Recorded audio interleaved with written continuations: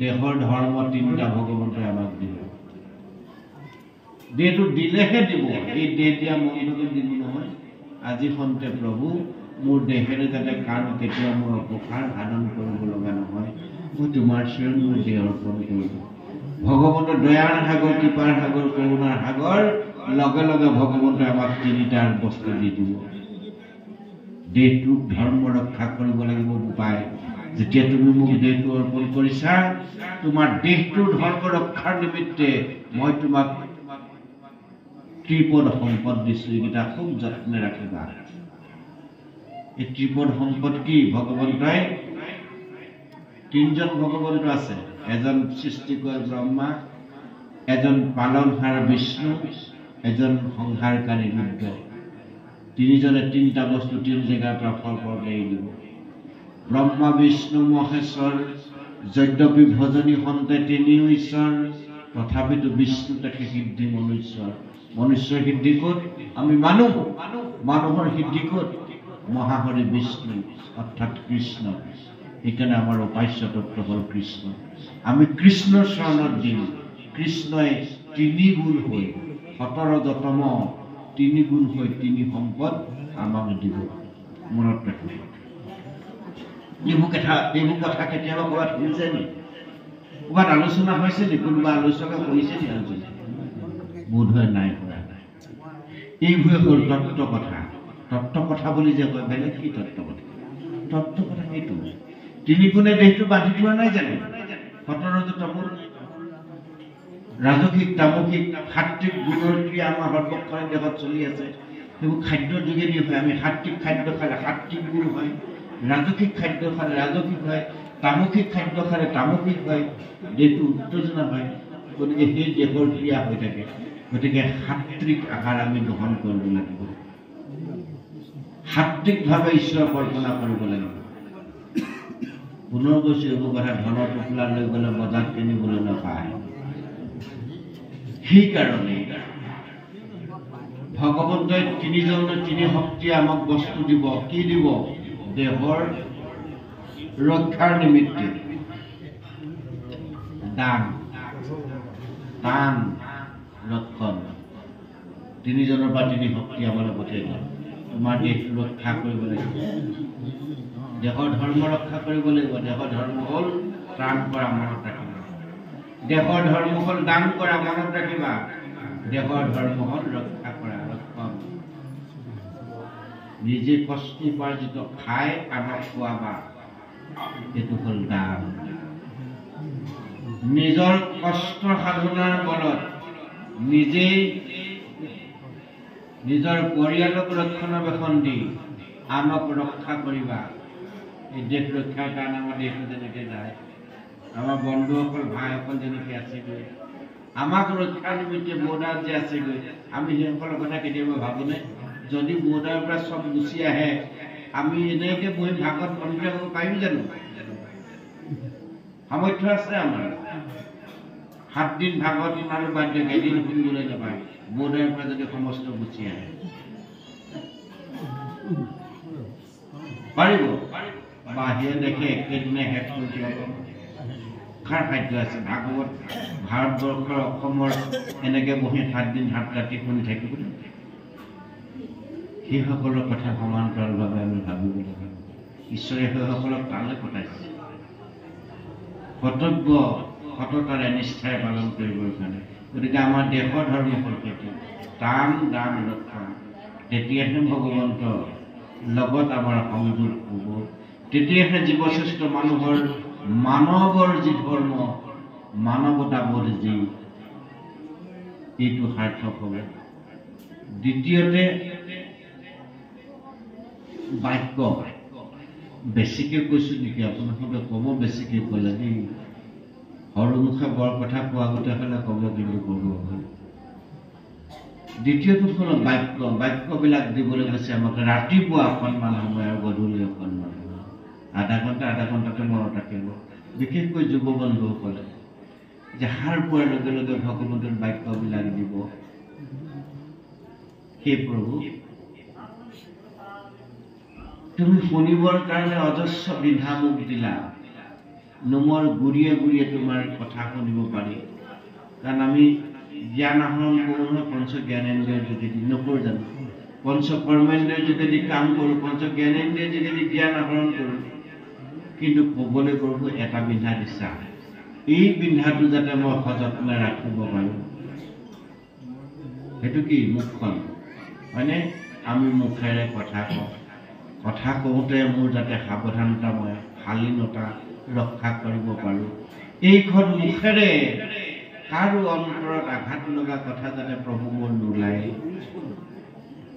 তাৰ কাৰণে তুমি মোক কৃপা কৰিবা। সেই অৰ্থত মই তোমাৰ চৰণ মোৰ বাক্যবোৰ সমৰ্পণ কৰি দিছোঁ। এইখন মুখেৰে কাৰো অন্তৰাত্মাত আঘাত লগা যাতে এটা বাক্য আজি দিনটোৰ ভিতৰত 24 ঘণ্টাৰ ভিতৰত মই বলিব লগা নহয়, সেইকণ কৃপা কৰিলে মোৰ জীৱন ধন্য হ'ব। তাৰ কাৰণে মই তোমাৰ চৰণ মোৰ বাক্য সমৰ্পণ কৰিছোঁ। কি বুলি?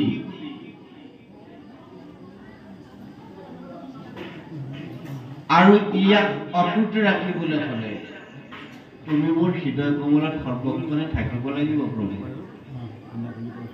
তোমাক যদিও মই মোৰ বাক্য এৰিছোঁ, সেই বাক্য এৰি থাকিবলৈ, কৃপা কৰিবলৈ তুমি মোৰ হৃদয়ত সৰ্বক্ষণে থাকিব লাগিব। মই সেই কামনাইহে তোমাৰ চৰণত বাক্য দিছোঁ। মন্ত্ৰটো লৈ লওক, বাক্য ধৰ্মৰ মন্ত্ৰভাগ লৈ লওক আৰু ভগৱন্তৰ বাক্য দি দিয়ক। এতিয়া সন্ধিয়া হৈছে, এই আধা ঘণ্টাটো আমি ঈশ্বৰক নিজক সমৰ্পণ কৰিম। মই পুনৰ কৈছোঁ, আজি 3 দিনত 3টা কথা মাত্ৰ জানি থওঁ, জীৱনত আৰু জানিব নালাগে ভাগৱতৰ কথা।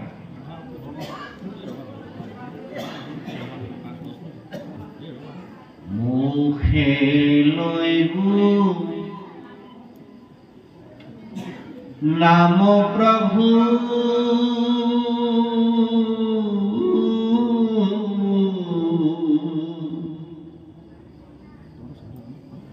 কৰ্ণে তব কথা,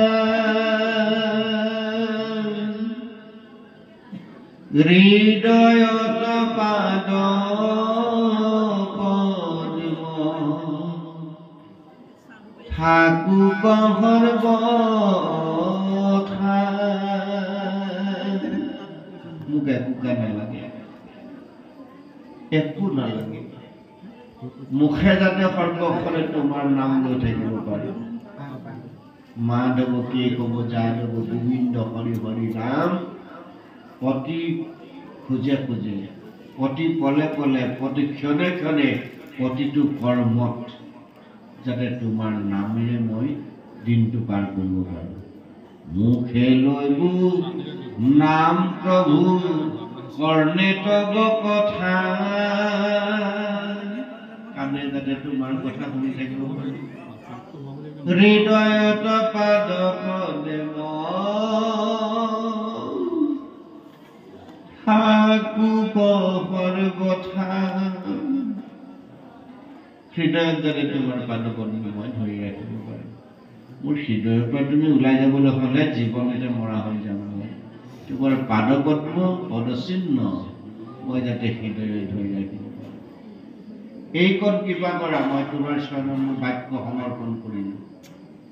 তেতিয়া ভগৱন্তই কি কৰোঁ বুলি কৈছে? যিজনে তেনেদৰে ভক্তিপূৰ্ণ ভাৱেৰে মোক বাক্য দিলে, সেই তেওঁ বাক্যৰ ধৰ্ম ৰক্ষা নিমিত্তে মই 3টা বস্তু দিওঁ।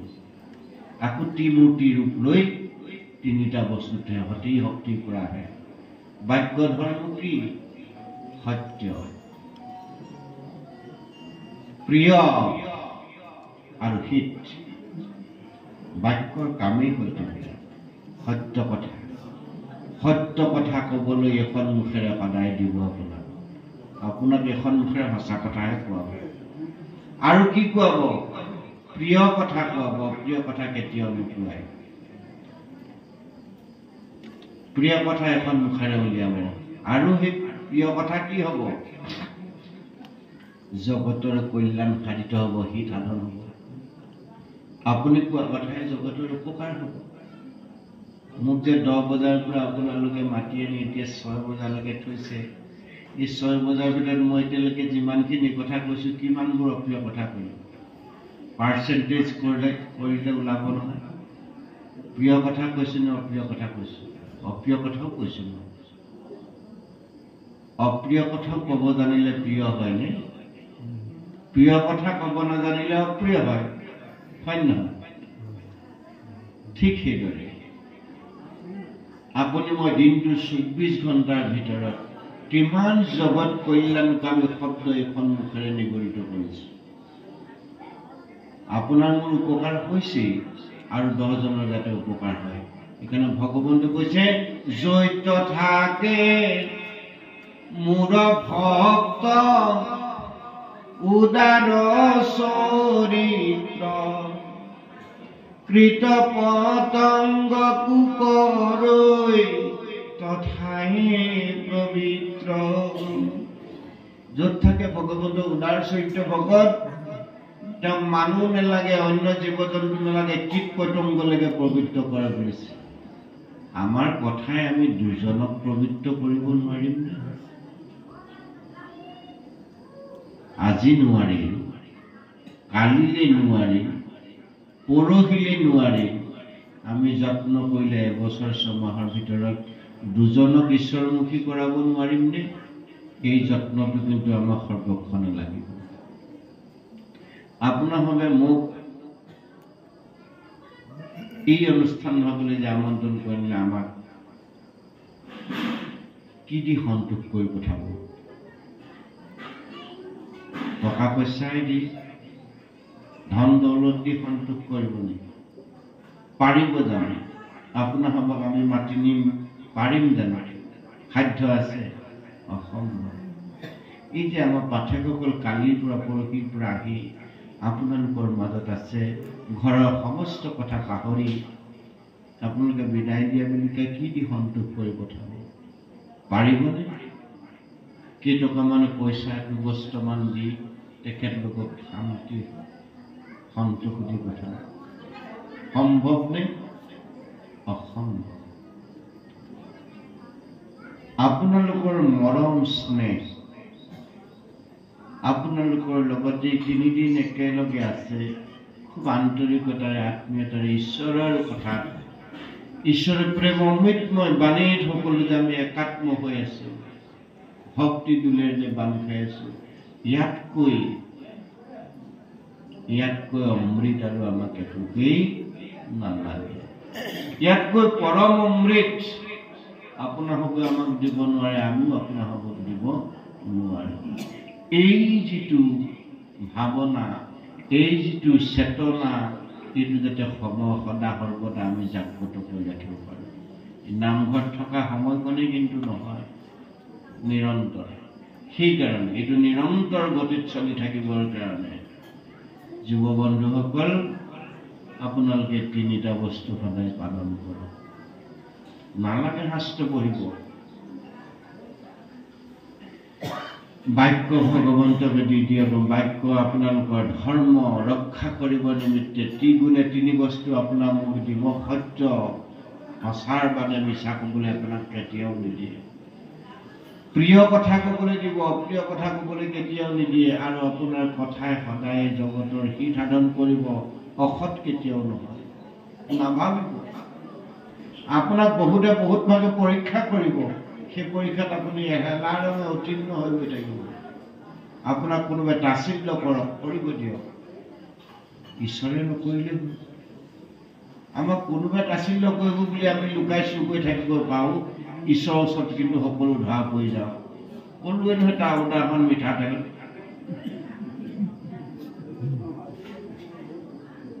মিঠাতেলে চাকি জ্বলাই দিলে গোটেইটো ধোঁৱা বনীয়া কৰাৰ বাদে বিকল্প কি হৈছে? আমাৰ কিবা লাভ হৈছে নেকি? এই ভাগৱতৰ প্ৰথম স্কন্ধ প্ৰথম খিলা পাতত থকা ঋষিমুনিদৰে হোৱা নাই জানো? যুগ যুগ তপ জপ যজ্ঞ কৰোঁতে দেখা ধুম বন হৈ গ'ল, ধোঁৱা বনীয়া হৈ গ'ল বুলিছে।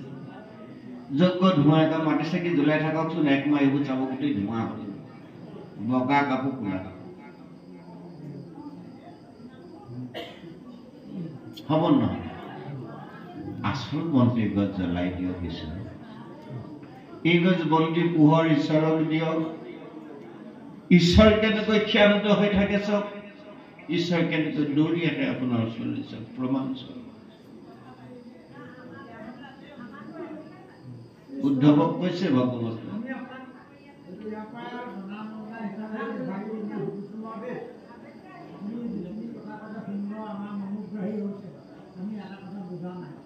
জ্ঞান বিজ্ঞান প্ৰধান ৰহস্য বিজ্ঞান বিজ্ঞান কেনেকৈ এতিয়া সমাজত প্ৰদৰ্শিত হৈ আছে সেই সম্পৰ্কত বুজাই দিব।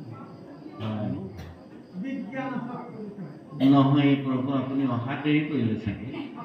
হয়, নিশ্চয় আপুনি বিজ্ঞানটো বিচাৰি লওক। মই বিজ্ঞানৰ কথাই কৈ আছোঁ। বিজ্ঞান ব্যতিৰেকে মই যিমান সময় কথা কৈছোঁ এটাও ইফাল সিফালকৈ নাই। বিজ্ঞানটো খালি বিচাৰি লোৱাটো নিজৰ কথা। তাৰ কথা জ্ঞান বিজ্ঞান তদন্ত হৈছে, তাৰ পৰা এক খোজ আঁতৰি যোৱা নাই আৰু যাব নোৱাৰে আপুনি। গতিকে জ্ঞানৰ পৰিধি যিমান দূৰলৈকে যাব, বিজ্ঞান পাছে পাছে গৈ থাকিব। বিজ্ঞানক আগ কৰি যাব খুজিলে কিন্তু নাযাব, বিজ্ঞান পাছে পাছে যাব। সেইকাৰণে ধৰ্মতকৈ বিজ্ঞানতকৈ ধৰ্ম আগবঢ়া। ধৰ্ম হ'ল জ্ঞান। জ্ঞানক বিশেষ জ্ঞান প্ৰয়োগ কৰিছে, পাছতহে বিজ্ঞান সংযোগ হৈছে। সেইকাৰণে আইনষ্টাইনে কৈ থোৱা নাই জানো, দ্য চায়েন্স ৰিলিজন উইদাউট কি, the religion science without lamp আৰু ব্লাইণ্ড, দুটা কথা কোৱা নাই জানো, বিজ্ঞানে কৈ থৈছে। আইনষ্টাইন শ্ৰেষ্ঠ বিজ্ঞান। গতিকে এই কথাবোৰ আমি নিজেই ক'বলৈ, মই মানে কথা কওঁতে কৈছোঁ যে মই গোটেই কথাখিনি মুকলিকে কৈ থৈ যাম।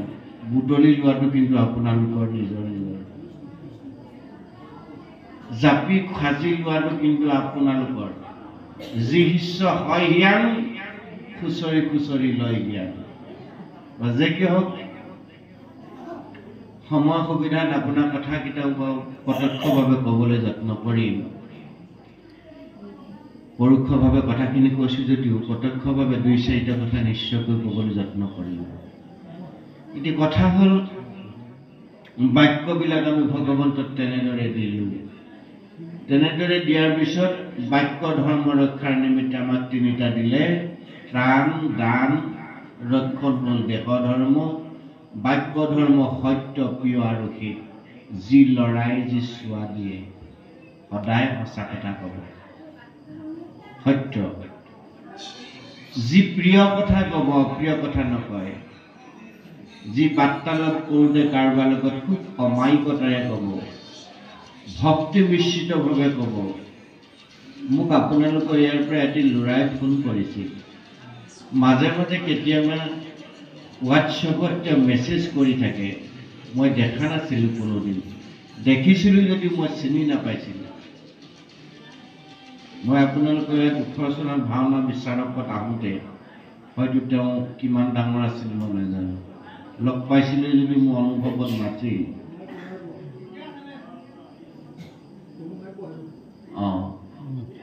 এতিয়া তেওঁ মোলৈ মাজে মাজে ফোন কৰে, কেতিয়াবা মেছেজ কৰে। ইমান সুন্দৰ ভাৱ ভাষাৰে তেওঁ 2টা বা 4টা কথা মোলৈ লিখে। মই চাই পিনে সচকিত হৈছোঁ। মুখৰ আগত প্ৰশংসা কৰিবলৈ বেয়া, কিন্তু যি ক'ব লাগে মুখৰ আগতে কওক। মৰাৰ পিছত কৈ আপুনি কি লাভ আছে? মৰাৰ পিছত ফুলৰ মালা দি কিবা লাভ আছে নেকি? জীয়াই থাকোঁতে দিয়ক। আমি আকৌ জীয়াই থাকোঁতে চেণ্ডেলৰ মালা দি, মৰাৰ পিছত ফুলৰ মালা দিওঁ। একেকেইজন মানুহে একেকেইজন ব্যক্তি।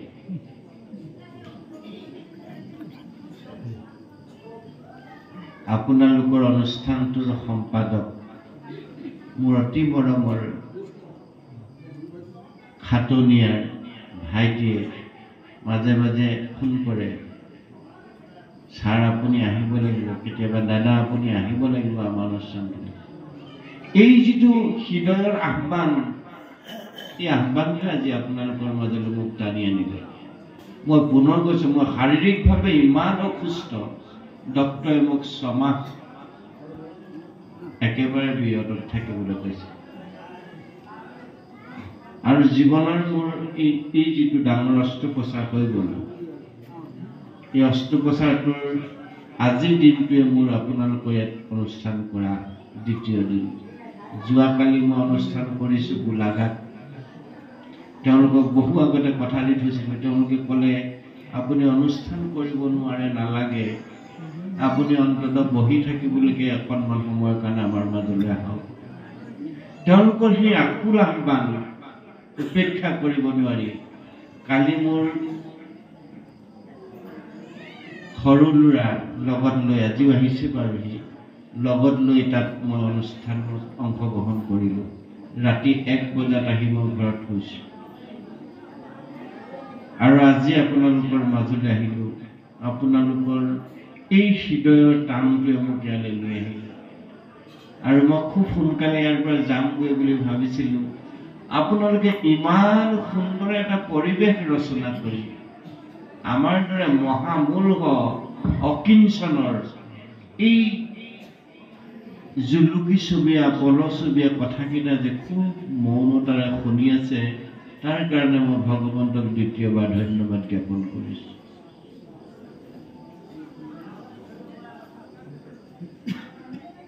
দহ বজাৰ পৰা এই মুহূৰ্তলৈকে যে আমাৰ লেচেৰি বুটলা কথাকেইটা আপোনালোকে শুনি আছে, তাৰ কাৰণে আপোনালোকৰ এই যিটো শক্তি, সেই শক্তিটোৱে মোক আপোনালোকৰ মাজত বৰ্তমানো ধৰি ৰাখিছে। যাই কি হওক, এইটো হ'ল দ্বিতীয় কথা। আমি যে কৈছোঁ 3টা ধৰ্ম আমি যদি পালন কৰিব পাৰোঁ, দেহৰ ধৰ্ম, বাক্য ধৰ্ম আৰু মনৰ ধৰ্ম। শেষটো হ'ল মনৰ ধৰ্ম। মনটো দি দিয়ক ভগৱন্তক, মনত ৰাখিব দুৰ্দান্ত বস্তু। আটাইতকৈ সাংঘাতিক বস্তু হ'ল মন। এই যে কথা পাতি আছে, মেলা হৈ আছে বুলি ভাবিছে এইখিনিয়ে। ভাগৱত যে শ্ৰৱণ কীৰ্তন হৈছে ভবা নাই, আপোনালোকৰ ইয়াত বুলি নহয়, পৃথিৱীত সকলোতে।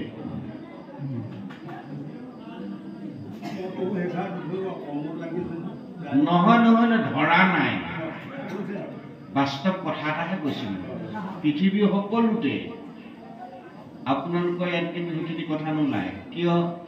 সেইকাৰণে কৈছে যে পুনিখিনি জোকাই দিয়াৰ লগে লগে সি আঁতৰি যায়, পানী আনিব পৰা যায়। আৰু পুনিখিনিৰ পৰা অকণমান যদি আপুনি আঁতৰি দিয়ে, আকৌ পুনিখিনিয়ে জেগাডোখৰ চেপি ধৰে। এতিয়া তাত সেইটো চলি আছে,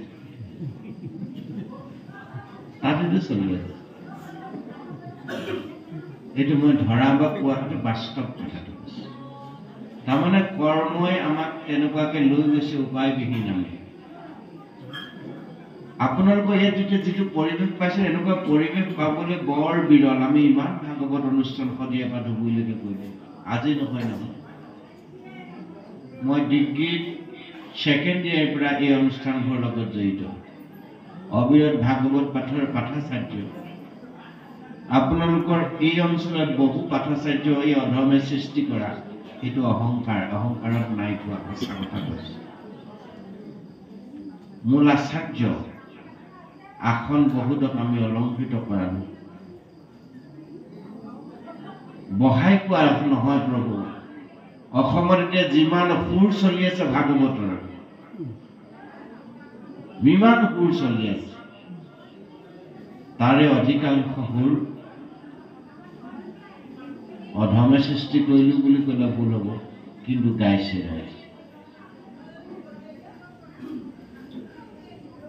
অহংকাৰ নহয়।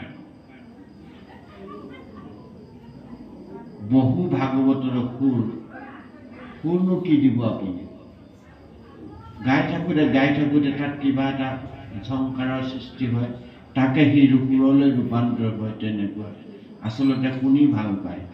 তাকে উঠি অহা প্ৰজন্মই গাওঁতে তেওঁ গোৱাৰ পিছত আকৌ তাত কিবা এটা সংযোগ হৈ যায়, তাৰ পৰা আকৌ বেলেগ কিবা এটা সৃষ্টি হৈ যায়। এনেকেই লোককলাবিলাক সৃষ্টি হৈ গৈ আছে সুৰবিলাক। তেনেকুৱা সুৰ আজি ভাগৱতত। আচল সুৰবোৰ ভাগৱতত কিন্তু নাই দিয়া হ'ল। আচল দশমৰ সৈতে দশম ভাগৱত চলি আছে নহয়, এটা সুৰ পাঠকে নাগায়। আগৰ দশমৰ যিকেইটা বন্ধা সুৰ আছে, দেউতাসকলে দশম গালে আতঁতাই গম পায় যে কি গাইছে, ভাগৱতত দশম গাইছিলে। কৃষ্ণ জন্ম হ'ব ইমান সময়ৰ পিছত, দশমৰ সুৰ আছিল সুকীয়া। কীৰ্তন পাঠ কৰিলে গম পায় কীৰ্তন পাঠ কৰিছে ইয়াত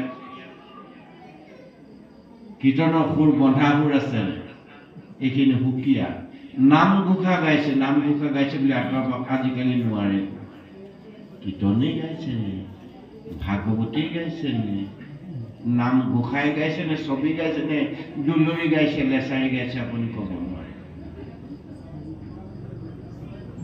গোটেইবোৰ বিসংগতি হ'ল হয় নহয় আমাৰ পাঠকসকলক সুধিব তাকে মনে পৰে পুৰণা পাঠকসকলে কিন্তু কিছুমান নিৰ্দিষ্ট সুৰ এতিয়াও ধৰি ৰাখিছে যিবোৰ বন্ধা সুৰ বুলি কৈছে কীৰ্তনৰ নিৰ্দিষ্ট সুৰ গুৰুজনে বান্ধি ৰাখিছে সেই সুৰৰ ব্যতিৰেকে গৈ আপুনি গাব নোৱাৰে কিন্তু এতিয়া কীৰ্তনে গাইছে নে ভাগৱত গাইছে লেচাৰী গাইছে নে ছবি গাইছে নাম ঘোষা গাইছে নে কি গাইছে আপুনি ভালকে শুনিলেহে গম পাব বোলে নাম ঘোষাই ভাগ ছবি চন্দ গাইছে এই কথাবোৰ আমি আলোচনা কৰিব লাগিব যেতিয়া তেনেকুৱা এটা কাৰ্য কৰি থাকিবলৈ যাম কৰি আছো এইবোৰ খাটাং শুদ্ধতাৰে হ'ব লাগে আপুনি মই কাৰুণিক ঘোষা এজনা যেতিয়া ভগৱন্তৰ চৰণত দিম কাৰুণিক ঘোষা কোনবিলাক কাকুতি ঘোষাজনা আপুনি কেনেকে দিব কওকচোন মাধৱ পুৰুষে নাম ঘোষা লিখিছে অনুদিতা অনুনাথনা কাকুতি আত্মনিন্দা নিন্দা উপদেশ ভাগে ভাগে যে লিখিছে কেনেকে অৰ্পণা কৰিব আপুনি কাকুতি ঘোষাজনা যেনে তেনে ভগৱন্তৰ ওচৰত দি দিব নেকি কিমতে ভগতি কৰিব তোমাক হৰিয়ে কাকুতি আমি তেনেকে গাম নেকি নামেই কাকুতি হয় নহয় নামেই কাকুতি আমি কাকুতি কেনেকে কৰি দিম আপুনি কাকুতি প্ৰাৰ্থনা জনালেহে আপুনি সন্তোষ হ'ব এইফালে আহক সেইফালে যাওক তাত বহক যদি আমি মূৰ্তি গাওঁ আপোনাৰ হ'ব জানো এতিয়া প্ৰভুসকল গোটেই বিসংগতি হৈছে তেনেকুৱা গতিকে মাতটো ভাল হ'লেই নহ'ব তাৰ কথাখিনি ভাৱাৰ্থখিনি অনুভৱ কৰি যেতিয়া ভগৱন্তক নিবেদন কৰিম ভগৱন্তে কৈছে মই বৈকুণ্ঠত নাথাকোঁ যেতিয়া মোক ভক্তজনে কাতৰভাৱে আমন্ত্ৰণ কৰিব সেই সখা বুদ্ধ মই বৈকুণ্ঠত ৰৈ থাকিব নোৱাৰো যেতিয়া মোক ভক্তজনে কাতৰভাৱে মিনতিৰ আহ্বান জনাব প্ৰাণৰ সখা অৰ্জুন মই যোগীৰ হৃদয়ত থাকিব নোৱাৰো দেৱঋষি নাৰদ তুমি কোন শ্ৰেষ্ঠ মোৰ পৰা জানিব খুজিছা নাহং তিষ্ঠামি বৈকুণ্ঠে যোগিনাম হৃদয়নস্য মতে ভক্তা যত্ৰ গায়ন্তি তত্ৰ তিষ্ঠামি নাৰদ মোৰ ভক্তে যেতিয়া মোক কাতৰ আহ্বান কৰিব মই বৈকুণ্ঠত নাথাকো যোগীৰ হৃদয়ত নাথাকো সেই স্থানলৈ মই ঢাপলিয়াই আহো আঠে বেঠে যাওঁ মই চাপু সন্নিহিত সন্নিহিত মানে কাষ চাপি যায় আঠে বেঠে আহে ভগৱন্ত কৈছে যে বৈকুণ্ঠৰ পৰা মই আঠে বেঠে আহো আঠে বেঠে যাওঁ মই চাপু সন্নিহিত কাষ চাপি যায় সন্নিহিত মানে কাষলৈ যোৱা দেখিয়া তাহাক মই আনন্দিত তেওঁক দেখি মই আনন্দিত হওঁ তেওঁ যেন অমৃতৰ কলহে নিগৰাই আছে মোৰ কথাখিনি অমৃতৰ দৰে নিগৰাই আছে সেইকাৰণে ভগৱন্তক প্ৰাৰ্থনা জনাওঁতে খুব সাৱধান এতিয়া বাক্যবিলাক আমি ভগৱন্তক দি দিলে ভগৱন্ত বাক্যৰ ধৰ্ম ৰক্ষাৰ নিমিত্তে আমাক তিনিটা বস্তু দি দিলে বাক্য ধৰ্ম ৰক্ষা কৰিবলৈ তিনিটা দিলে সত্য প্ৰিয় হিত আপুনি সঁচা কথা ক'ব লাগিব আপুনি প্ৰিয় কথা ক'ব লাগিব আৰু যি কথাই জগতৰ হিত সাধন হ'ব লাগিব এই তিনিটা যি প্ৰতি মুহূৰ্ততে ৰক্ষা কৰিব তেওঁ ভগৱন্তৰ প্ৰিয় বল্লভ হ'বই তেতিয়া তেওঁ বাক্যৰ শৰণ ৰক্ষা কৰিব আৰু শেষৰটো হ'ল মন অতি দুৰ্দান্ত বুলি কৈছিলোঁ। অতি দুৰ্দান্ত হ'ল মনক বান্ধিব পাৰিলে আৰু একো বান্ধিব নোৱাৰে। বহুতে কয় মন বান্ধিব পৰা যায়নে? নিশ্চিত হ'ব পাৰি। মন বান্ধিব পাৰিনে? বোলে পাৰি। কেনেকে পাৰি? আগতে গধূলি হোৱাৰ লগে লগে দিনটো কৰ্মব্যস্ততাৰ মাজত গধূলি হোৱাৰ লগে লগে নামঘৰ দবা শংখ কাঁহ বজাৰ লগে লগে আমাৰ দৈনন্দিন ৰুটিনখনলৈ মনত পৰি যায় কি এইফালে নামঘৰ দবা কাঁহ শংখ বাজিলে সেইফালে আমাৰ সেই তিনিআলি চুকৰ ধাবাখন লাহেকে খোল খালে। য'ত দিনটো কষ্ট কৰি পোৱা কেইটকমান পইচা জেপত ভৰাই দবাটোৱে ইংগিত দিছিলে নামঘৰলৈ যাবলৈ, মনটোৱে লৈ গুচি গ'ল ধাবাখনলৈ। সময় সেইটো দাউকজনে ডাকো ডাকো ডাকো ক'লে, কৃষ্ণ নাম ল'বলৈ ক'লে। আমি আকৌ সেইখিনি সময়ত লাহেকে বেশ্যালয়লৈ আমাৰ দৃষ্টি পৰিলে। আমি সেইফালে ধাৱমান হ'লো আৰু ৰাতি 9টা বা 10টা বজালৈকে তাৰ উদাহৰণ ভাগৱতত আছে, মই মিছা কথা নাই কোৱা। অজামিলে বেশ্যালয়ত থকা নাছিল জানো সেই সময়ত? অজামিলে যাত্ৰা হৈছিল বেশ্যালয়লৈ, যাব লাগিছিল তেওঁ নামঘৰলৈ, ঈশ্বৰ সেৱালৈ, গ'লগে বেশ্যালয়লৈ। আমি ক'লৈ গ'লো? এতিয়া আমি মই গ'লে যাওঁ নাযাওঁ বেলেগ কথা, কিন্তু আমি তিনিআলি চুকৰ ধাবাখনলৈ হ'লে যাওঁ, কাৰণ লাইটটো জ্বলিছে সেইখিনি সময়ত, তেওঁ ধূপডাল জ্বলাইছেহে, আৰু আমি যদি নাযাওঁ চলিব কেনেকে বেপাৰ? গতিকে 9টা বা 10টা বজাত আমি দিনটো কষ্ট কৰি উপাৰ্জন কৰি অনা পইচা কেইটাই খাই বৈ তলং বলংকে আহি হয়তো পদূলি মুখৰ জপনাৰ কাষৰ এই হোলাংডালতে ভৰিটো লগাই ভাঙি মেলি হ'লেও যেনে তেনে ভিতৰত সোমাই দিয়ে।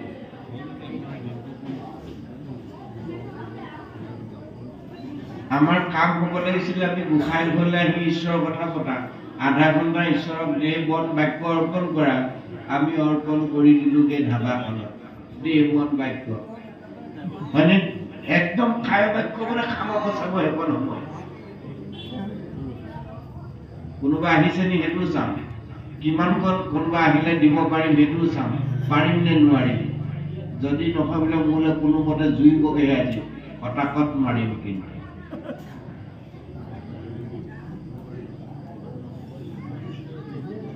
আপোনালোকৰ ইয়াত নেমাৰে, কিন্তু আমাৰ ফালে মাৰে, আমাৰ ফালে মাৰে, এতিয়াও মাৰি আছে। ইমান সময়ত বহুতক দেখিব দিনটো মৰা সাপ নেদেৰা মানুহে আৰু 2 ঘণ্টাৰ পিছত ৰাস্তাটো হুলস্থুল কৰি আহিব। 2 ঘণ্টামানৰ পিছত তেওঁলৈ জোৰেহে ৰাস্তা, কিন্তু দিনৰ ভাগত মৰা সাপ নেদেৰা। আজিও তেনে ঘটনা পৰিঘটনা আমাৰ সমাজ ব্যৱস্থাবোৰৰ মাজত চলি আছে। এতিয়া মনটো বান্ধিব পৰা যায়, সেইটোকে কৈছে আমি মন বান্ধিব লাগিব। সেই মনটো বন্ধাৰ উপায়টো আমাক ভাগৱতে দিলে। যুৱ বন্ধুসকলে সেই মনটো বান্ধক। তাৰ উদাহৰণ চাব লাগে। আমাক কৈছে চৰাই চিৰিকটি, পশু পক্ষীবিলাক, পশু পক্ষী যত তাকো অনুগ্ৰহ কৰি আশা কৃপা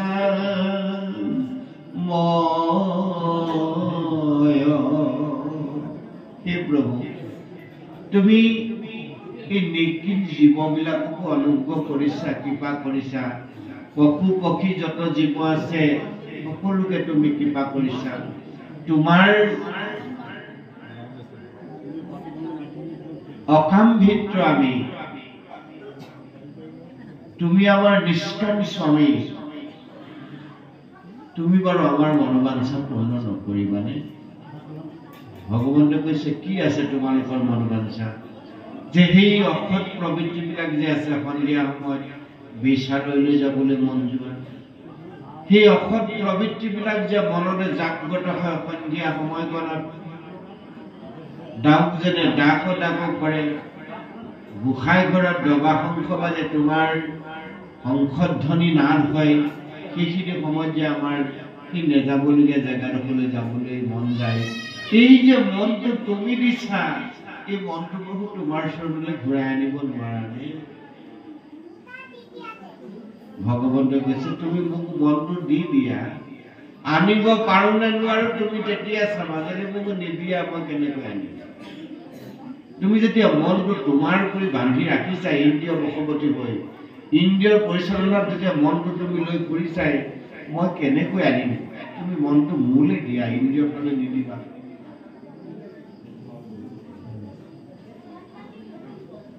তাৰ উদাহৰণ দিছে পশু পক্ষীকো অনুগ্ৰহ কৰি আছে কৃপাময় পশু পক্ষীবোৰে কি কয় নাজানে তেওঁলোকে ৰাতিপুৱা পোহৰ হোৱাৰ লগে লগে নিজৰ ভগা বাঁহটোৰ পৰা এই যেনে তেনে ঠোঁটেৰে গোটাই ৰখা কণী দুটা পাৰি পোৱালি উলিওৱা সেই বাঁহটো কেঁচুৱা পোৱালিকেইটা এৰি থৈ দিনটোৰ কাৰণে গুচি যায় নিজে খাই পোৱালিকেইটালৈ সামৰি ধুই ঠোঁটতে লৈ যে আহে সন্ধিয়া যেতিয়া দবা বজাই তেওঁলোকে আহি সেই ভগা পজাটোত সোমাইহি তাতে তেওঁলোকে বতাহ ধুমুহা সকলোৰ পৰা পৰিত্ৰাণ পোৱাৰ আশাৰে নিজৰ প্ৰতিসন্তানকেইটালৈ যেনে তেনে ৰাতিটো পাৰ কৰাৰ ব্যৱস্থাৰে ঘৰখনত সোমাই ভগা বজাটো এই অজান পশু পক্ষীকেইটাই জানে বুজিছা জীৱশ্ৰেষ্ঠ তত্ত্বধাৰী মনুষ্য তেওঁলোকে কোন সময়ত কি কাম কৰিব লাগে আৰু পোহৰ সূৰ্যোদয় হোৱাৰ লগে লগে পুনৰ তেওঁলোকে নিত্য কৰ্মত যায় আকৌ সন্ধিয়া সূৰ্য অস্ত যোৱাৰ লগে লগে পুনৰ তেওঁলোকে সেই ভগা পজাবিলাক ঘূৰি আহিব লাগে বুলি জানে কিন্তু আমাৰ জীৱশ্ৰেষ্ঠ মনুষ্যই কি কৰে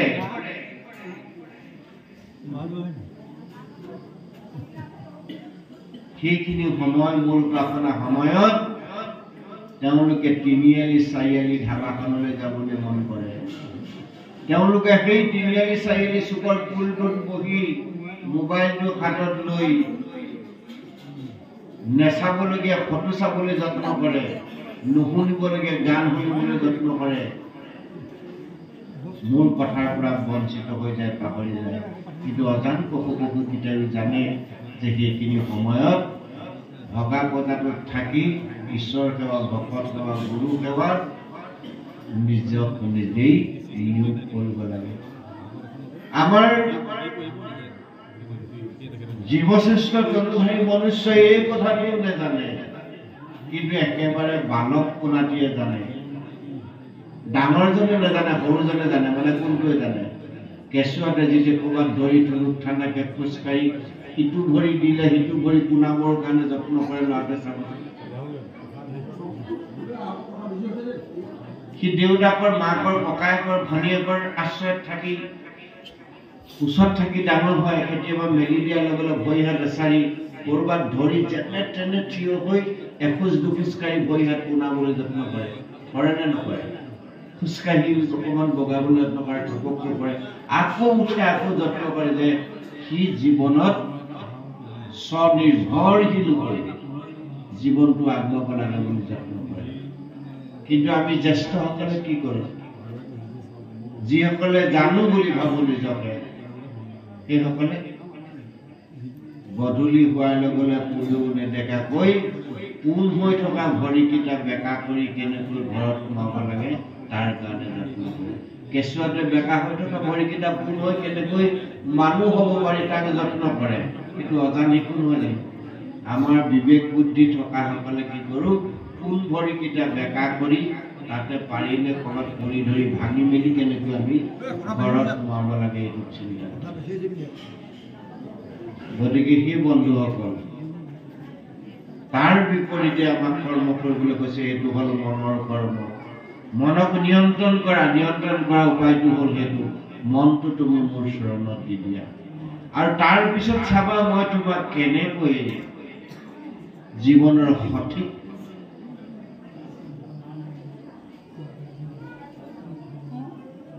পথলৈ তোমাক আগুৱাই লৈ যাম জীৱন কেনেকৈ তোমাৰ শৃংখলিত ৰূপত মই সজাই তুলিম জীৱন কেনেকৈ পৰিশীলিত পৰিমাৰ্জিত ৰূপত আগবঢ়াই লৈ যাবৰ কাৰণে বিবেক নামৰ মহাশক্তিটোক অনুকূল বায়ুৰূপে সৰ্বক্ষণে মই কৃপা কৰিম এই প্ৰবন্ধটো মোৰ পৰা চোৱা, তুমি মনটো মোৰ চৰণত দি দিয়া, ভগৱন্তই ক'লে। আৰু ভকতজনে কি কৰিব? লগে লগে ভগৱন্তৰ চৰণত মন সমৰ্পণ কৰি দিব। কি বুলি? মন অৰ্পণ কৰা মন্ত্ৰটো লৈ লওক। দেহৰ মন্ত্ৰ ল'লে, বাক্যৰ মন্ত্ৰ ল'লে, এতিয়া মনৰ মন্ত্ৰ ভাগ লওক। যেতিয়া কায় বাক্য মনে তিনিটা আমি আজি এই 3 দিনত যেতিয়া ল'ব পাৰিলো, আৰু একো ল'ব লগা নাই ভাগৱতৰ পৰা আপোনাৰ। পাছত কি ল'ব লগা আছে? ল'ব লগা এই বছৰ আৰু ল'ব লগা নাই আৰু 3টা ল'ব। সদায় কৰিব খালি, ৰাতিপুৱা আধা ঘণ্টা, গধূলি আধা ঘণ্টা।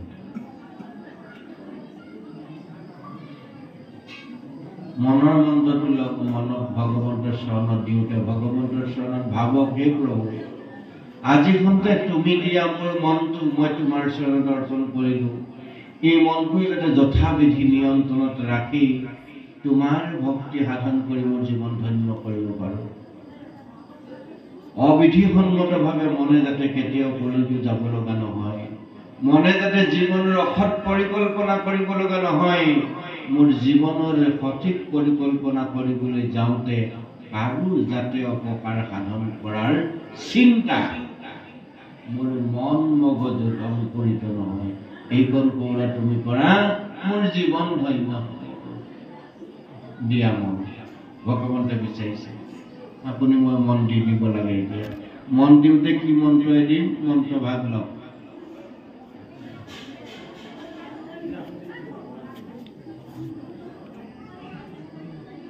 আৰু এটা কথা কিন্তু মনত ৰাখিব, এতিয়া মন দিম একেবাৰে শেষৰ ভাগ বস্তু।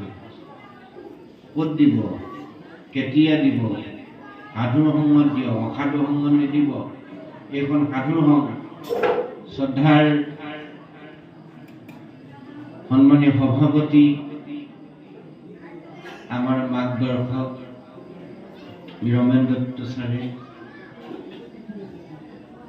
আৰু অন্যান্য বিষয়ববীয়াসকলে আৰু আপোনালোকৰ আন্তৰিক সহযোগিতাত আমাৰ যুৱ প্ৰজন্মই আজি 3দিনীয়াকৈ জীৱনৰ প্ৰকৃত মাৰ্গদৰ্শনৰ ৰাস্তা এই গুৰুগৃহত বিচাৰি পাইছে। বুধবাৰী সত্ৰত অহা বছৰো যাতে পায়, তাৰ পৰৱৰ্তীও যাতে পায়, জীৱন যাতে বিশৃংখল নহয়, শৃংখলিত ৰূপত সজাব পাৰিব লাগিবই। সজোৱাৰ সমস্ত উপাদান ইয়াত আছে। গতিকে তাৰ যিটো প্ৰযত্ন কৰিছে, আমি মাত্ৰ তাৰ অংশীদাৰ হ'ব লাগে। এতিয়া মনটো ভগৱন্তক দি দিয়ক, আৰু সাধু সন্ত মহন্তৰ সংগত সাঁতুৰি নামি থাকিবৰ কাৰণে ভগৱন্তক খাটনি দিয়ক। হে প্ৰভু, তুমি দিয়া মনটো মই তোমাৰ চৰণত অৰ্পণ কৰিলো। মোৰ মনেৰে যাতে কস্মিন কালেও আৰু অসৎ চিন্তা কৰি মোৰ জীৱনৰ পৰিকল্পনা কৰিব লগা নহয়। কাম কিহে কৰে? মনেৰে। প্ৰথম ভাৱনা উদয় হয় ক'ত? মনত। ভাৱ বেয়া, ন্যায় অন্যায়, উচিত অনুচিত বিচাৰ কোনে কৰে? বিবেকে। উদয় হয় ক'ত? মনত। বিচাৰ কৰে বিবেকে। বিবেকৰ অধিপতি কোন? ভগৱন্ত, অনাদি ঈশ্বৰ, হৃদয়ৰ ৰতন কৃষ্ণ, আত্মা। সেই আত্মা বিবেকৰ লগত থাকে। প্ৰতি মুহূৰ্ত মুহূৰ্তে যদি বিবেকৰ লগত আত্মাৰ সংযোগ ঘটাব পাৰো, মন গৈ আপোনা আপুনি তাতো বস হ'ব। মন আঁতৰি থাকিবলৈ হলে মনৰ চিন্তাখিনিৰ পৰা আত্মা আৰু বিবেকৰ সংযোগ বিচ্ছিন্ন হৈ থাকিব লাগে। আত্মা ইন্দ্ৰিয়ৰ বশৱৰ্তী হৈ থাকিলে মন ইন্দ্ৰিয়ৰ লগত থাকিব। আত্মা যদি বিবেকৰ লগত থাকে, মন বিবেকৰ লগত অৰ্থাৎ আত্মাৰ লগত সংযোগ হৈ থাকিব, কৃষ্ণৰ লগত।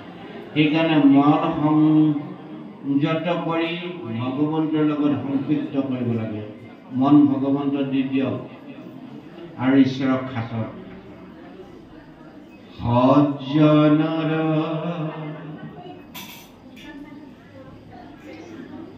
সংগ নুবু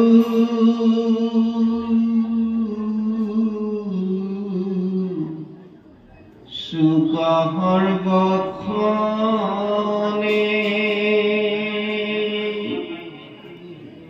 এতে প্ৰসাদ মাগো তোমাৰ চৰণে।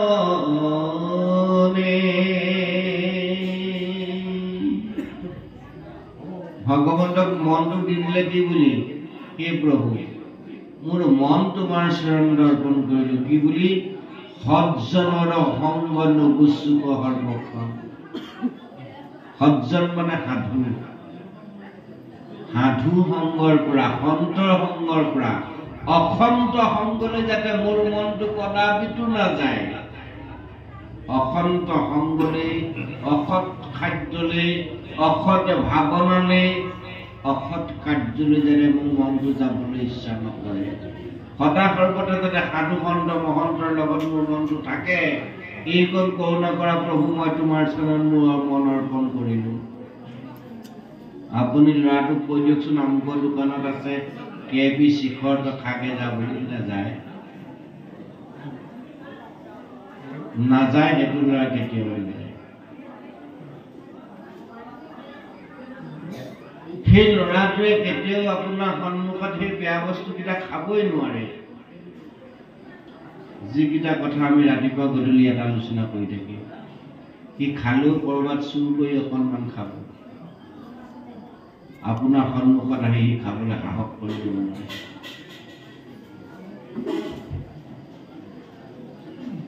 সেইভাগে যদি কায় বাক্য মানে তিনিটা আমি ভগৱন্তৰ ৰাতিপুৱা আধা ঘণ্টা, গধূলি আধা ঘণ্টা দিব পাৰোঁ, দিনটো 24 ঘণ্টা, এঘণ্টা যদি আমি ঈশ্বৰ প্ৰাৰ্থনাৰ কাৰণে দিব পাৰোঁ, পৃথিৱীত এনে কোনো শক্তি নাই আপোনাৰ মোৰ জীৱন বিশৃংখলিত কৰিব, আপোনাৰ মোৰ জীৱন উশৃংখলিত কৰিব, আপোনাৰ মোৰ জীৱন বিপদগামী কৰিব। সদা আপোনাৰ মোৰ জীৱন শৃংখলিত, পৰিশীলিত, পৰিমাৰ্জিত ৰূপত আগবাঢ়ি যাব। এয়া হ'ল ভগৱন্তৰ পোনপটীয়া কৃপা। এইটোকে কৈছে কায় বাক্য মনৰ শৰণ। শৰণ মানে হ'ল আশ্ৰয়। আমাক এতিয়া শৰণ ল'বলৈ যাবলৈকে আমি শৰণ ল'বলৈ যাওঁ। শৰণ কেতিয়া লওঁ? আমাৰ শৰণ কেতিয়া হয়? যেতিয়া বিয়া বাৰু কৰিব। ল'ৰালে ছোৱালী চালো, ছোৱালীলে ল'ৰা চালো। এতিয়া সিহঁতৰ বিয়াখন অহা বহাগ মাহৰ ইমান তাৰিখে পাতিম বুলি ভাবিছো। গতিকে তাৰ আগতে আমি দুয়োকে শৰণ উলিয়াই গোসাঁই বিয়া পাতিবৰ কাৰণে শৰণ। কিন্তু বহুতে বিয়া বাৰু পতাৰ পিছত দিয়ে শৰণ। কিয় দিয়ে? ক'বলৈ বেয়া, নকলেও নহয়। আমি যে 4 নম্বৰ ভকত হৈছিলোঁ, 5 নামৰ ভকত হৈছিলোঁ, আমি যদি বিয়া বাৰু পতাৰ পিছত আমি সতি সন্তানৰ যোগেদি চাহকণ খাব লাগে, কিবা এটা বস্তু খাব লাগে, আমাৰ ভকতে ধৰিব যে অহনীয়া হাতে খাইছে ঘৰতে। গতিকে অহনীয়া হাতৰ পৰা হাত সাৰিবৰ কাৰণে ল'ৰা ছোৱালীক শৰণ দিয়ানো উপায় নাই। গুৰু ভকতৰ কথা আমাৰ ঘৰলৈ আহিব, অন্ততঃ বোৱাৰীজনীয়ে চাহকণ ভকতক দিব লাগিব। গতিকে গোসাঁই ঘৰত গৈ শৰণ ভাগ দিয়ে। সেইকাৰণে কৈছে তাক চাহ খোৱা শৰণ। শৰণটো ইমান থুনুকা বস্তু নহয়। শৰণটো বেলেগ বস্তু। শৰণ তালব্য হয়, ৰ মধুনীয় ন আকাৰিকাৰ নথকা 3টা অৰ্থবহু বৰ্ণৰ এটা সুন্দৰ শব্দ। অকল ৰ মধুনীয় শৰণ, তালব্য ৰ মধুনীয় শৰণ, 2টা শৰণ। এটা শৰণ হ'ল শৰণ কৰি নিয়ে আৰু অন্যটো শৰণ হ'ল আশ্ৰয় গ্ৰহণ কৰা। সুভদ্ৰা শৰণ পঢ়ি আছে ভাগৱত, সেইকাৰণে কৈছো ভাগৱতত সুভদ্ৰা শৰণ পঢ়ি গ'লনে? অলপ আগতে সুভদ্ৰাক কোনে শৰণ কৰিলে? অৰ্জুনে। কাৰ? কৃষ্ণৰ ভনীয়েক বলভদ্ৰৰ ভনীয়েক। কৃষ্ণৰ মনেই আছে অৰ্জুনলৈ সুভদ্ৰাক দিবৰ কাৰণে, কিন্তু বলভদ্ৰৰ মন নাই। কৃষ্ণ কৈ দিব নোৱাৰে এতিয়া বলভদ্ৰক যে অৰ্জুনে আমাৰ ভণ্টিক নিলনীয় দিয়াচোন বুলি। নিদিয়ে নহয়, কেলে দিব? বিসম্বাদেই হ'ল কৃষ্ণ আৰু বলভদ্ৰৰ মাজত। কৃষ্ণই কৌশল কৰি সুভদ্ৰাক হৰণ কৰি নিবৰ কাৰণে অৰ্জুনক ক'লে। এইটো হ'ল হৰণ,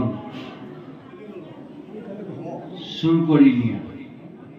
আৰু এইটো যে হৰণ তালব্য হৰণ মদনীয়া ন, এইটো আশ্ৰয় গ্ৰহণ কৰা, ডাঙৰ পাৰ্থক্য হ'ল সেইটো। সেইকাৰণে আমাক হৰণ ল'বলৈ কৈছে। তালব্য হৰণ মদনীয়া ন, হৰণ কৰিবলৈ কোৱা নাই, হৰণ কৰা অধিকাৰটো ভগৱন্তৰ আছে, হৰণ লোৱা অধিকাৰটো আমাৰ আছে।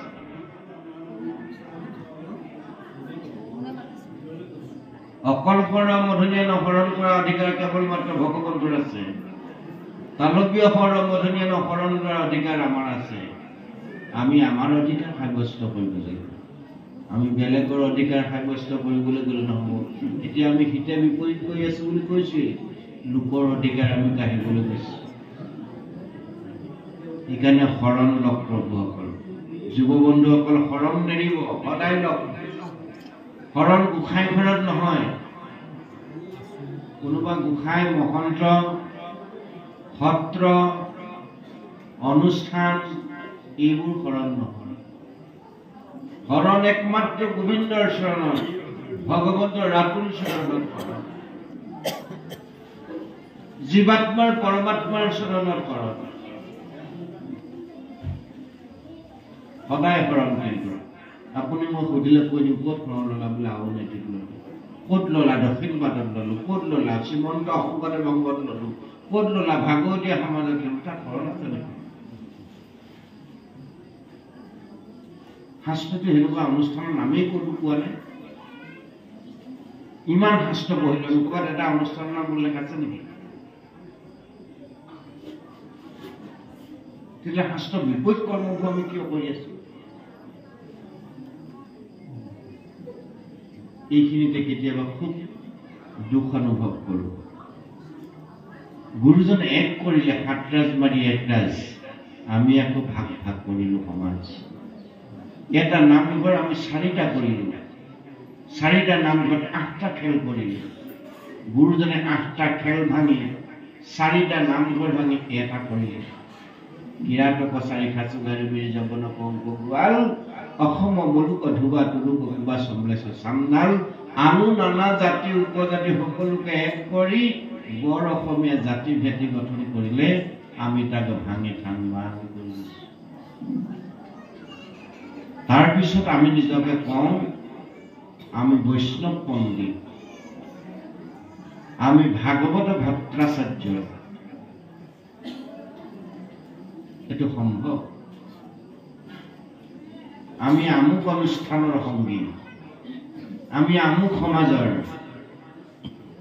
আমি ভাগৱতীয়া সমাজৰ, এশৰণীয়া সমাজৰ, আমি নাম ধৰ্ম সমাজৰ, আমি সত্ৰীয় সমাজৰ, আমি শ্ৰীমন্ত শংকৰদেৱ সংঘৰ, আমাৰ গুৰুগৃহ বুলি কওঁ। আচৰিত। আমি যি 2খন সমাজৰ ভকত এক হ'ব নোৱাৰো।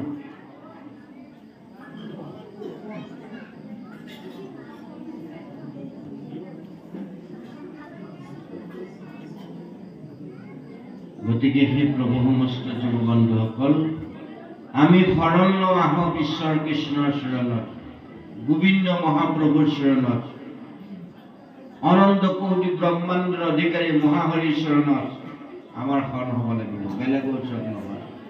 আৰু যি যি অনুষ্ঠানে সেই সিজনৰ চৰণত আমাক আশ্ৰয় দিলে, সেইজনক আমাক দেখুৱাই দিলে, সেইজনৰ চৰণ ধৰিবলৈ আমাক শিকাই দিলে, সেইজন আমাৰ চিৰনমস্য দীক্ষা গুৰু। সেইজন যি অনুষ্ঠানৰেই ব্যক্তি নহওক কিয়, সেইজন যি অনুষ্ঠানৰেই ব্যক্তি নহওক কিয়, সেইজনে যদি এইজন জগত কৰ্তা অনাদি ঈশ্বৰক আমাক পোৱাৰ ব্যৱস্থা কৰি দিলে, সেইজন আমাৰ পৰম গুৰু তুল্য।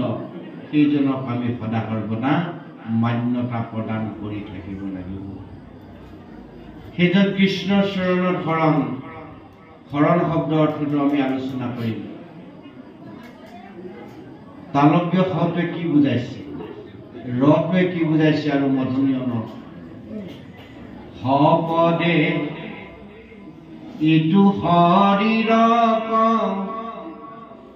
বুজায় নিশ্চয় অপদে এইটো শৰীৰক বুজাই নিশ্চয় এইটো কথা কৈছে পদৰ পৰা মস্তকলৈকে ঈশ্বৰানুভৱ আমল দিয়ে এইটো কথা কৈছে বেলেগৰ কথা নাই তালব্য ৰদ দীৰ্ঘিকা ৰ হৰি আমি দেহটো লিখিবলৈ হ'লে তালব্য শৰদ দীৰ্ঘিকাৰী হৰি লিখো হয় নহয় অকল শৰদ দীৰ্ঘিকাৰী হৰি নিলিখো তালব্য শৰদ দীৰ্ঘিকাৰী হৰি হপদে এইটো শৰীৰক বুজাই নিশ্চয় ইটো শৰীৰক জড় বুলি কয় এই শৰীৰটো জড় শৰীৰ দ্বিতীয় বৰ্ণটো হ'লে ৰ বৰ্ণটো কি ক'লে ৰপদে ৰমন কৰি চৈতন্য হৈ চৈতন্য বস্তুক জানা আত্মা বুলি কয়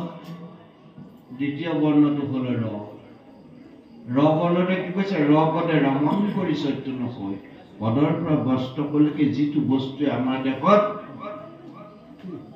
সুষুম্বা নাৰীৰ মধ্যে বিজ্ঞানৰ ছাত্ৰজনী এটা জানিলে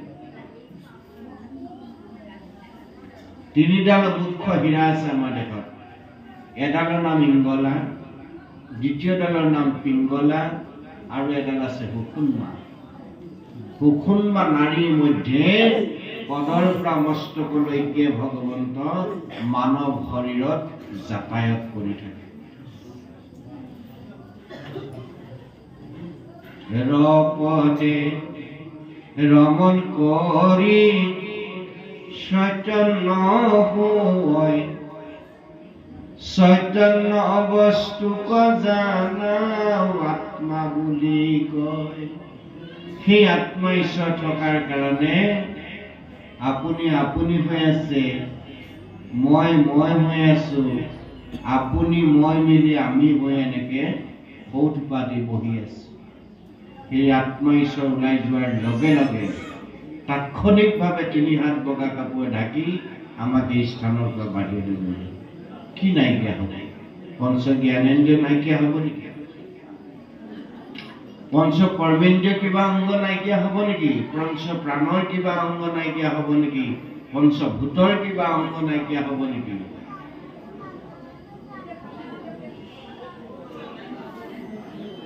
নিশ্চিতভাৱে তাৰ একো ক্ষয়ক্ষতি নহয় তাৰ গুণখিনি কিন্তু একো নাথাকে গুচি যাব 3 হাত বগা কাপোৰ ঢাকি দিব আমাক সেই আত্মা ঈশ্বৰ ৰমন শক্তি যেতিয়া নাইকিয়া হৈ যাব এইটো থকাৰ কাৰণে আপুনি মই বৰ অহংকাৰী হৈ আছে যে মোতকৈ উচ্চ শিক্ষিত ডিগ্ৰীধাৰী লোক নাই নহয় মই ক'লোৱে দিনৰ ভাগত যে এমফিল আৰু মাষ্টাৰ অফ ফিলচফাৰ এমফিল নাই মোৰ ডক্টৰেট ডিগ্ৰীধাৰী নাই এমকম নাই এমএসসি নাই এমএ পাছ লোক নাই মোতকৈ শিক্ষিত লোক নাই মোতকৈ ধনৱন্ত লোক নাই ধনী লোক নাই এই অহংকাৰে আমি বদ্ধ হৈ আছো যেতিয়া কৃতিককে ওলাই গ'লো মানুহটো চেচি মোৰ অহংকাৰ ক'ত গ'ল ঠিকনা নাই ৰাতি শুই থাকে বহুত মানুহ এদিনে হাৰ নাপায় নহয় দেখিছে নাই কাৰ লগত কিমান টকা বেংক বেলেঞ্চ আছিল লগত লেনদেন হৈ আছিলে ক'ব নোৱাৰে ঘৰৰ মানুহে কাৰ লগত কিমান টকাৰ এগ্ৰিমেণ্ট কৰি থোৱা আছিলে ঘৰৰ মানুহে গম নাপায় সেই মানৱ জীৱন গতিকে এই সংসাৰত আমি যিমান দিন থাকিম সকলোৱে লগত খুব আন্তৰিকতাৰে খুব সহিষ্ণুতাৰে প্ৰেম আৰু কৰুণাৰে দয়া আৰু স্নেহেৰে ভাতৃত্ববোধেৰে আমি থাকিব লাগিব এই মনটো ভগৱন্তক যেতিয়া আমি তেনেকৈ দি দিব পাৰিম মনৰ কাৰণে ভগৱন্তই 3টা বস্তু আমাক দিব সেই 3টা কথা নকলো নহয় আপোনালোকক ক'লো জানো দেহৰ 3টা কি দিলে ক'লো বাক্যৰ 3টা কি দিলে ক'লো মনৰ 3টা কি দিব এতিয়া ত্ৰিমূৰ্তি হৈ মনৰ 3টা শক্তি দিব এটা দিব ব্ৰহ্ম শক্তি সৃষ্টিকৰ ব্ৰহ্মাৰ পৰা এটা দিব বিষ্ণু শক্তি পালনহাৰ বিষ্ণুৰ পৰা আৰু এটা দিব ৰুদ্ৰ শক্তি, সংহাৰ শক্তি শিৱৰ পৰা। অৰ্থাৎ 17তম 3 গুণৰ পৰা 3 শক্তি আপোনাৰ মোক দিব। কিহৰ কাৰণে? মন বান্ধিবৰ কাৰণে। মনৰ ধৰ্ম কি?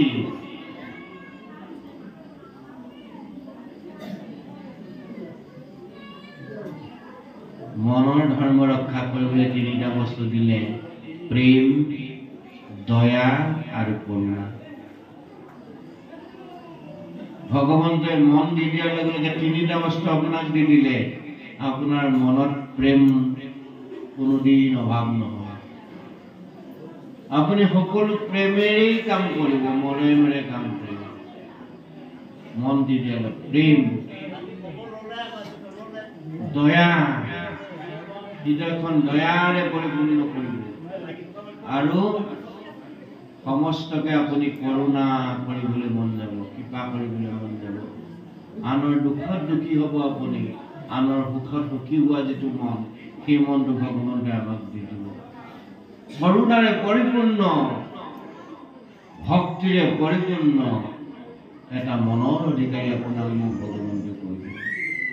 আৰু তেনেকুৱা এটা মন যেতিয়া আপুনি মই লাভ কৰিম, তেনেকুৱা বাক্যৰে পৰিপূৰ্ণ জীৱন এটা যেতিয়া আমি লাভ কৰিম, তেনেকুৱা এটা সুন্দৰ দেহ যেতিয়া আপুনি মই লাভ কৰিবলৈ সক্ষম হম, সেইটো দেহেৰে, তেনে বাক্যৰে, তেনে পবিত্ৰ মনেৰে আপুনি জীৱনত বেয়া কাম কৰিব পাৰিব?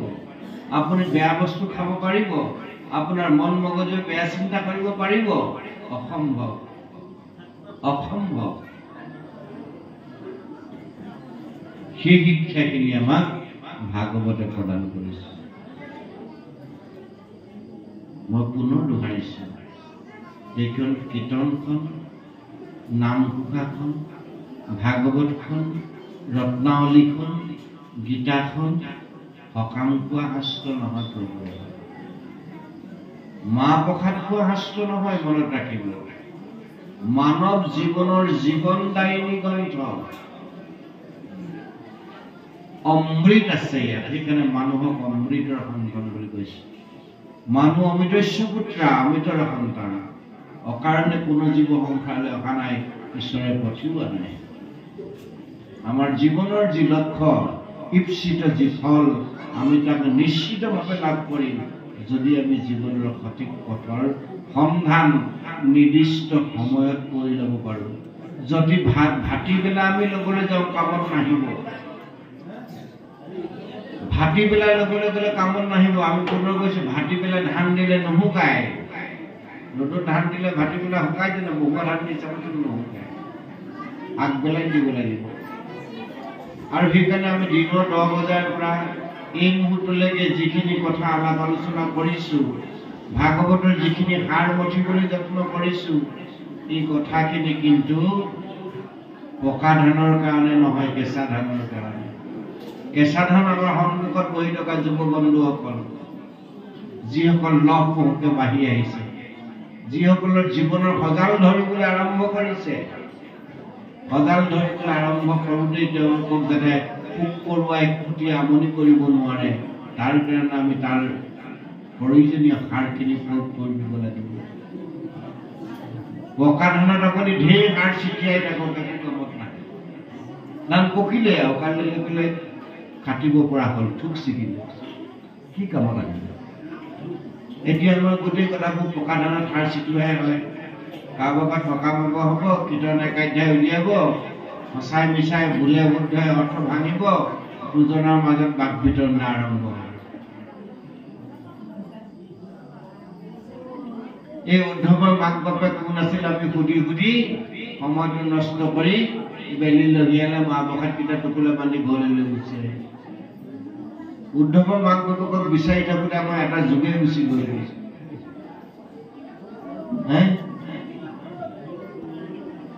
অভিমন্যু কিয় বেহুৰ ভিতৰত সোমালে ওলাব নোৱাৰিলে, তাক জানোতে এটা যুগে গুচি গ'ল আমাৰ।